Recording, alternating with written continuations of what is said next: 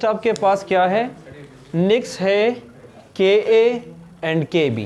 अब इधर देखिए, इक्विलिब्रियम का जो चैप्टर हमने पढ़ा था या काइनेटिक्स का, उसमें हमने ये पढ़ा था कि अगर आपके पास कोई भी रिएक्टेंट गिवन है, इधर देखिए शाबाश, वो रिएक्टेंट जब स्प्लिट अप हो जाता है और आप रेट लॉ अप्लाई करते हैं या law of mass action apply करते हैं और उसका इक्विलिब्रियम कांस्टेंट मालूम करना चाहते हैं, तो इधर देखिए वो बराबर होता है प्रोडक्ट और डिवाइड बाय रिएक्टेंट के। इधर देखिए, तो देखिए इसका प्रोडक्ट क्या है, प्रोटॉन, और इसके साथ उसका एनायन। H एक कोई पार्टिकुलर एसिड है, यानी उसमें प्रोटॉन है, तो एसिड जब आप डिज़ोल्व करते हैं पानी में तो ये आपको प्रोटॉन देता है और इसके साथ कोई एनायन देता है। इसकी मिसाल आप HCl ले लें कि अगर आपके पास HCl है, वो पानी में प्रोटॉन या हाइड्रोनियम आयन देता है और इसके साथ एनायन या क्लोराइड आयन देता है।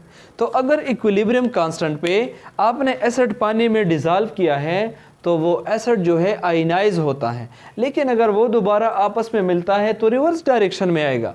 ली चार्टलर प्रिंसिपल तो याद है ना, लेकिन हम यहाँ पे सिर्फ उसकी आयनाइजेशन पढ़ते हैं इक्वेशनली। तो देखिए उसकी आयनाइजेशन ये होगी कि Kc is equal to concentration of product और divide by concentration of reactant.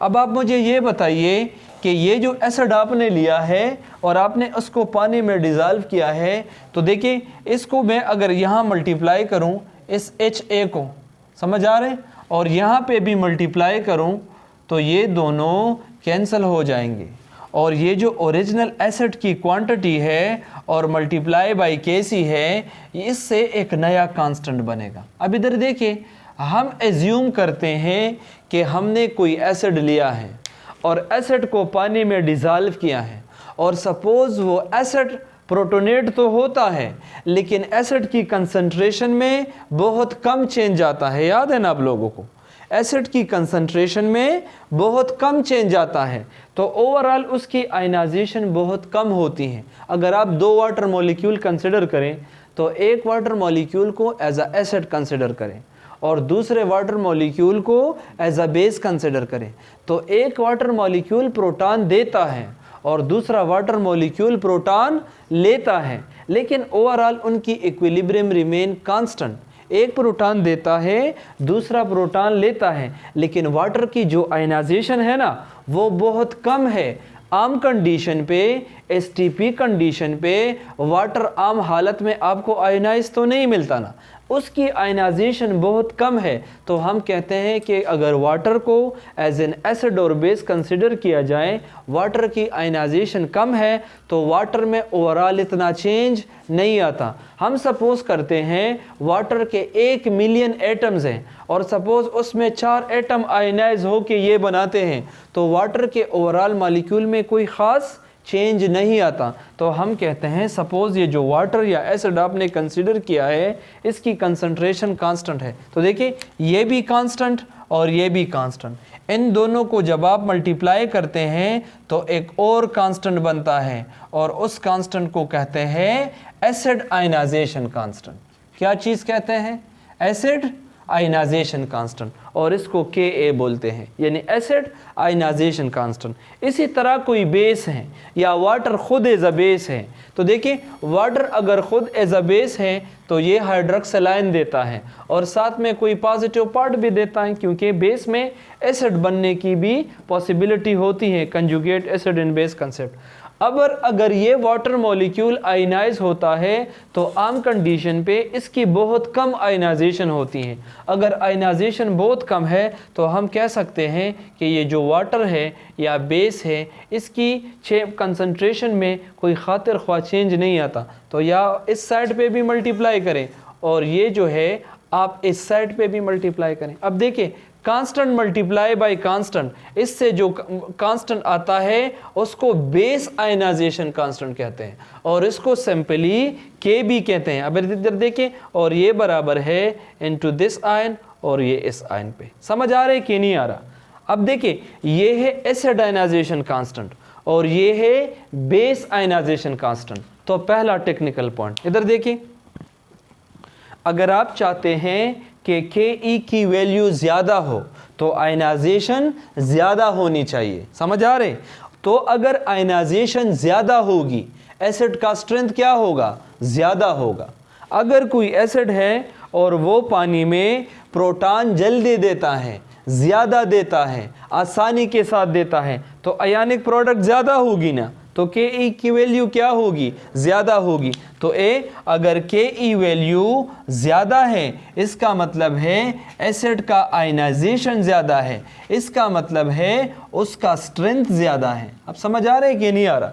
तो जब के वैल्यू ज़्यादा हो एसिड की आयनाइजेशन ज़्यादा होगी, आयन ज़्यादा होंगे ना, ये दोनों जब आप मल्टीप्लाई करेंगे और इससे बड़ा जवाब आएगा तो के वैल्यू तब ज़्यादा होगी। अगर 1 × 1 है तो जवाब कम आएगा, अगर 2 × 2 है तो ज़्यादा जवाब आएगा, अगर 3 × 3 है सपोज करते हैं, तो जितनी ज़्यादा आयनिक प्रोडक्ट होगी उतनी ही के की वैल्यू ज़्यादा होगी। अब नेक्स्ट देख ले के बी, तो के बी भी इस तरह से है, जितनी बेस की आयनाइजेशन ज़्यादा होगी तो के बी की वैल्यू ज़्यादा होगी। इसका मतलब है कि इसमें जो आयनाइजेशन है वो ज़्यादा है, तो इसका जो स्ट्रेंथ है वो भी ज़्यादा है।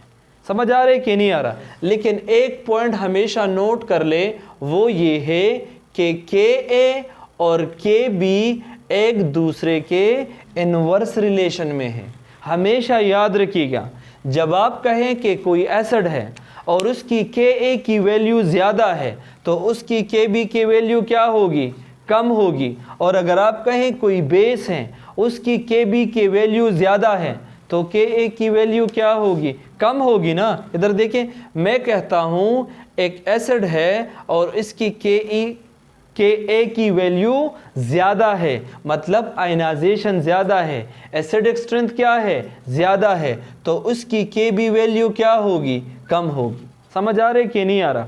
और एक और पॉइंट भी है, आपने कंजुगेट एसिड बेस में भी ये कंसेप्ट पढ़ा था कि अगर बेस खुद एज अ बेस है तो एसिड दे सकता है, और अगर एसिड एज अ खुद एसिड है तो बेस दे सकता है, एंड वाइस वर्सा, एक दूसरे का उलट दे सकता है। तो अगर एसिड ज़्यादा स्ट्रॉन्ग है कंजुगेट बेस क्या होगा, वीक होगा। तो अगर एसिड स्ट्रॉन्ग है, के स्ट्रॉन्ग है, कंजुगेट बेस के बी क्या होगा, कम होगा।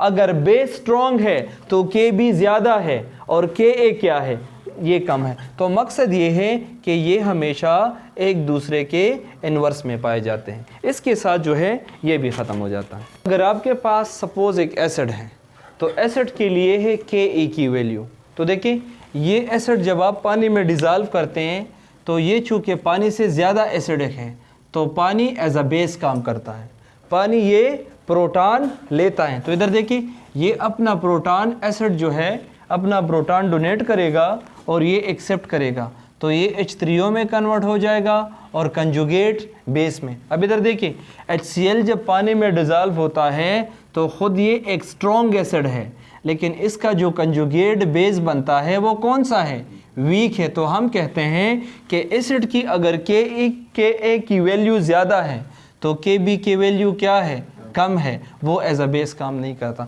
अब देखिए, इसकी के किस तरह निकालें, तो देखिए K is equal to ionic product H3O और आपके पास क्लोराइड आयन, और चूँकि आपने वाटर लिया है तो वाटर पे डिवाइड करें। अगर वाटर की के वैल्यू निकालनी है, समझ आ रहे? अब क्या करें, वाटर को दोनों साइड पे मल्टीप्लाई करें, आपके पास आ जाएगा। तो मकसद सिर्फ इस पॉइंट का था, आपने बताया अगर के वैल्यू किसी एसिड की ज़्यादा है तो के बी वैल्यू क्या होगी, कम होगी। मतलब अगर वो खुद स्ट्रॉन्ग एसिड है, इसका जो बेस बनेगा वो कंजुगेट वीक बेस बनेगा। इसी तरीके से अगर कोई स्ट्रॉन्ग बेस है और आप इसको पानी में डिज़ाल्व करें, उसकी के बी की वैल्यू ज़्यादा है, के की कम है। लेकिन सही डिटर्मिनेशन अभी जो हम टॉपिक पढ़ेंगे वाटर आयनाइजेशन कांस्टेंट, उसमें क्लियर हो जाएगा। इसकी समझ आ गई है? इसके साथ ये ख़त्म हो जाता है।